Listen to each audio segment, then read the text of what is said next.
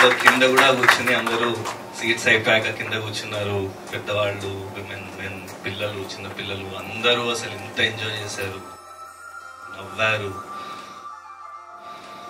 Tension పడ్డారు, shock అయ్యారు, surprise అయ్యారు, క్లైమాక్స్ లో కన్నీళ్లు పెట్టుకున్నారు.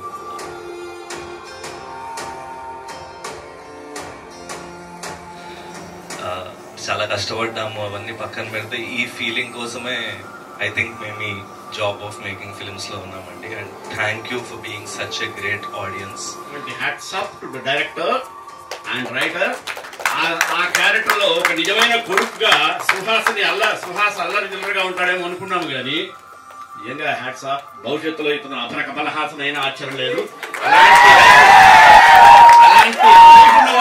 ఖచ్చితంగా ఇది అందరిలో జరిగేదే. ఇది చూసిన తర్వాత బహుశా ఆ ట్రెండ్ మారుతుందేమో అనిపిస్తుంది. కన్నీళ్ళు వచ్చినాయి లైట్ గా అంత మనకి. ఎందుకంటే ఈ మూవీ చూసిన తర్వాత కంపల్సరీ ప్రతి వాళ్ళకి స్టార్ట్ అయింది. ఈ మూవీ క్లైమాక్స్ మీకు అర్థమైంది కదా, ఆ క్లైమాక్స్ బయటికి అనౌన్స్ చేయొద్దు ప్లీజ్ దయచేసి. అందరూ చూడాలి అని చాలా కష్టపడుతున్నాము. సో మీ సహాయం కూడా మాకుంటే మాకు సక్సెస్ వస్తుంది. And thank you very much on behalf of our thank you.